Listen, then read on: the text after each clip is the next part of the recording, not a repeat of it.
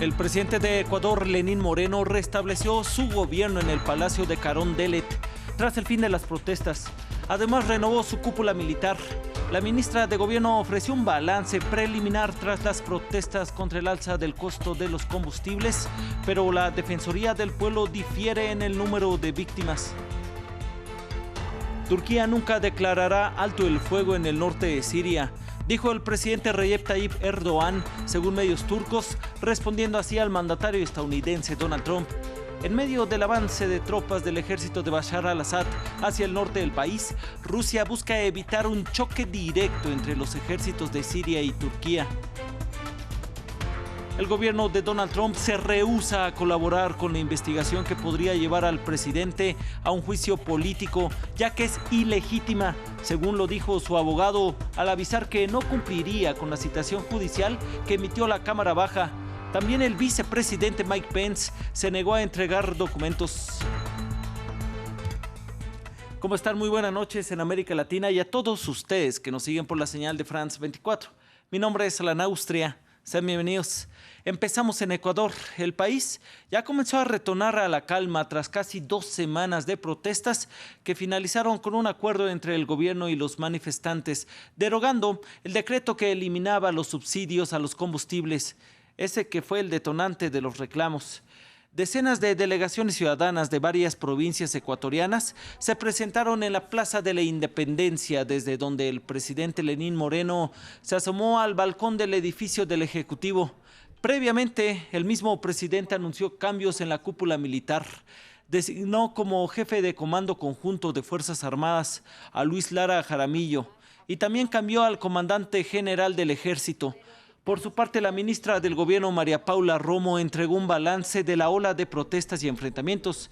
Y sobre el reporte de la Defensoría del Pueblo, cifrando en 8 los muertos por las protestas, Romo respondió que hubo 6 muertes accidentales y que no tienen registro de 8 víctimas.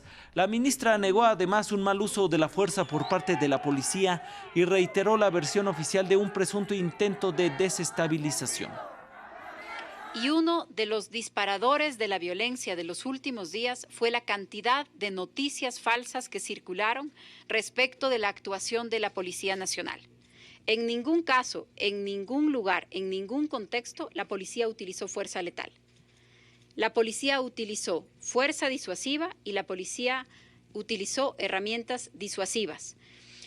¿Investigaciones respecto de lo sucedido? Sí, claro que sí. Vamos a evaluar todos los procedimientos de la policía en este caso. Se espera que en las próximas horas se instale la comisión de concertación para definir los lineamientos del nuevo decreto que reemplazaría al polémico 883. France 24 dialogó con Jaime Vargas, el presidente de la Confederación de Nacionalidades Indígenas del Ecuador, quien expresó su postura con respecto a la manera como, según él, el gobierno debe actuar a la hora de establecer reformas económicas para el país. Que todo un decreto tiene que ser de consenso, el gobierno tiene que analizar desde ese nivel, no escuchando a esos oligarcas que quieren simplemente sacar la sangre del pueblo, ¿no? El pueblo es el que tiene que decidir cómo queremos. Si el pueblo dice, a ver, sí, queremos bajarnos los sueldos, ya, a nivel nacional, bien, ¿no? Por eso dije, a ver, hay que bajarle el 50% de sueldo de los asambleístas a esos que no hacen nada por la patria. El presidente de Turquía, Recep Tayyip Erdogan, se mostró desafiante ante las presiones de la comunidad internacional por la intervención de su ejército en el noreste de Siria. Según reportaron medios turcos, Erdogan dijo al presidente estadounidense Donald Trump que nunca declarará un cese al fuego en la región. Al mismo tiempo, se mostró despreocupado por las sanciones económicas impuestas por Washington. Rusia, por su parte, dijo estar patrullando la posible línea de contacto entre los ejércitos de Siria y de Turquía, con el fin de evitar una confrontación directa, mientras que en Europa se consolida el rechazo generalizado a la avanzada turca en Siria. Más países empiezan a bloquear la venta de armas al gobierno de Erdogan. Las agencias humanitarias de la ONU alertan sobre los riesgos a los que se está enfrentando la sociedad civil. Al respecto nos detalla más César Rojas. Rebeldes sirios respaldados por Turquía combaten a las milicias kurdas, entre estas las YPG, que para Turquía tienen estatus terrorista. La operación Fuente de Paz tiene dos objetivos. El primero es eliminar completamente a los grupos terroristas y las bases del Partido de los Trabajadores del Kurdistán en el norte de Siria. El segundo objetivo es regresar con seguridad a su hogar, a su país, a 3.600.000 árabes sirios que han sido nuestros huéspedes por 8 años. La frontera nororiental entre Siria y Turquía es un campo de batalla y en Europa continúan las reacciones. En Francia, el primer ministro afirmó que las consecuencias empiezan a ver con cada día que pasa. Esto es devastador para nuestra seguridad, como ya lo he dicho, con el inevitable resurgimiento del Estado Islámico en el noreste de Siria y probablemente también en el noroeste de Irak. De forma unilateral y antes de que se apruebe una decisión en conjunto por parte de la Unión Europea, otros países como Italia y Alemania han iniciado procesos para sancionar a Turquía. Mientras la ONU alerta sobre posibles violaciones al derecho internacional humanitario. Las ejecuciones extrajudiciales son serias violaciones y pueden calificar como crímenes de guerra. Turquía puede ser responsable como Estado por las violaciones cometidas por los grupos armados aliados. La oficina de la ONU afirma que ha tenido acceso a videos donde se habrían registrado ejecuciones de militares y de posibles civiles en la frontera con Siria por parte de los grupos rebeldes respaldados por Turquía. El gobierno de Donald Trump se rehúsa a colaborar con la investigación que podría llevar al presidente a un juicio político. El abogado de Donald Trump, Rudolph Giuliani, dijo que no cumpliría con la citación judicial que emitió la Cámara Baja, calificando la investigación de ilegítima. También el presidente Mike Pence se negó a entregar documentos a los comités, alegando que las investigaciones son autoproclamadas, y desde el Pentágono se informó que tampoco compartiría información solicitada.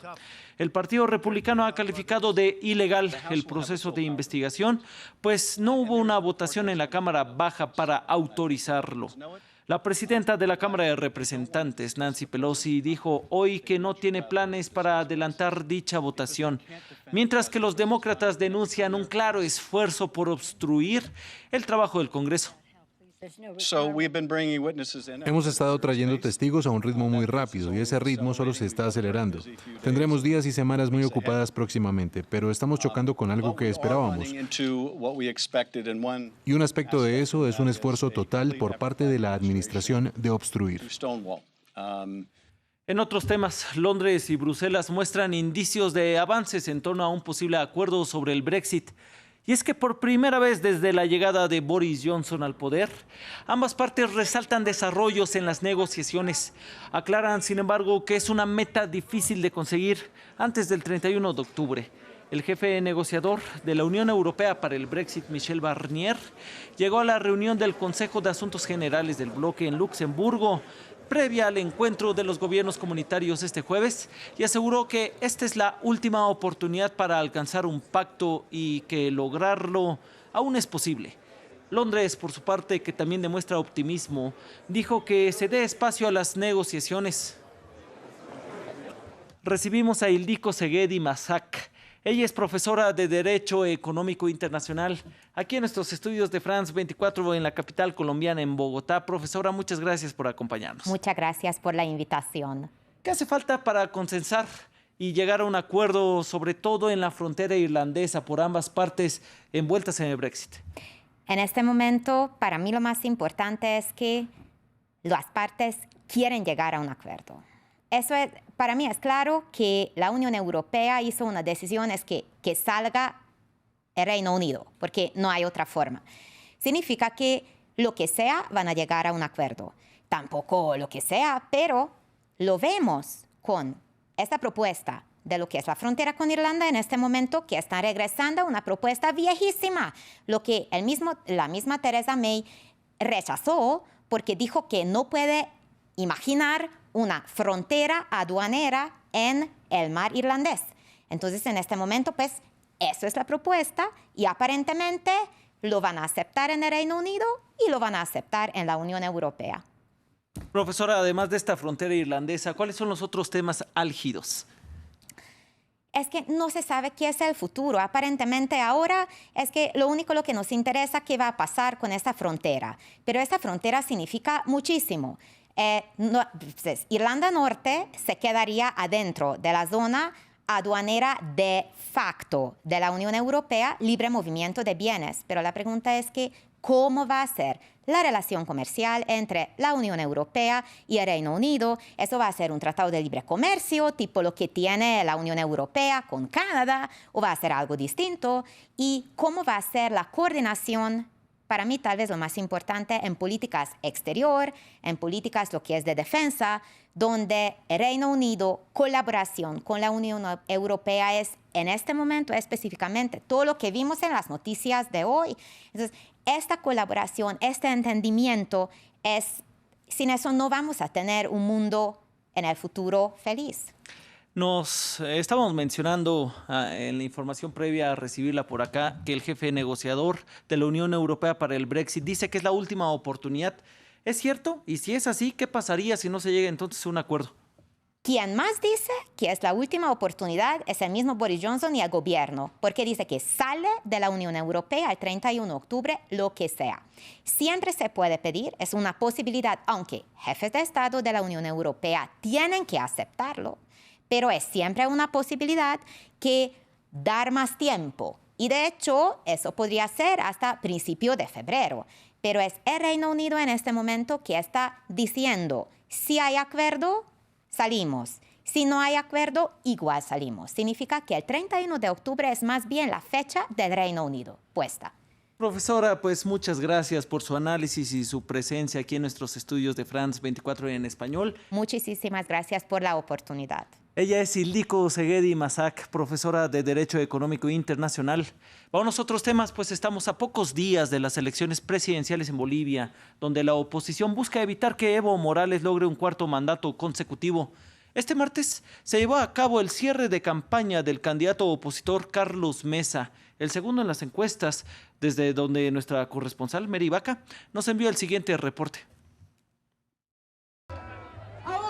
Hola, ¿qué tal? Nos encontramos en la Plaza San Francisco de la ciudad de La Paz, donde Comunidad Ciudadana está cerrando la campaña del candidato Carlos Mesa, que es el segundo mejor posicionado en las encuestas después de Evo Morales. Me encuentro con Cecilia Requena, ella es candidata a senadora por La Paz. Quiero preguntarle, ¿por qué ellos creen que son una opción para llegar a la segunda vuelta y gobernar Bolivia? Porque somos la resistencia democrática ciudadana, porque somos la única opción que puede evitar un prorroguismo inconstitucional que le haría mucho daño a la democracia, porque somos renovación política, porque tenemos el mejor programa que evita que el desarrollo destruya la naturaleza como la Chiquitania, porque somos la representación de una ciudadanía que cree que Bolivia merece una Bolivia mejor. Muchas gracias, señora Requena. Esta campaña se cierra en un ambiente de tranquilidad. Sin embargo, no sucede lo mismo en el interior del país. Por ejemplo, en Potosí existe un cabildo en contra del gobierno de Evo Morales. Y en Santa Cruz, el propio Evo Morales está cerrando su campaña en un ambiente de tensión porque han sido detenidos algunos jóvenes acusados de causar disturbios. Con esta información, amigos de France 24, vuelvo con ustedes hasta el estudio central. Y para finalizar, la presidencia de México dijo que apoyará a las autoridades en la investigación sobre el asesinato de 13 policías estatales ocurrido este lunes en Aguililla, Michoacán, estado gobernado por el partido opositor PRD.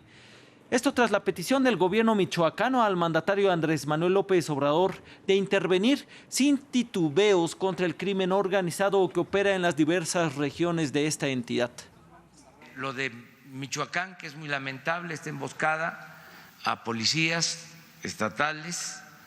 Vamos a seguir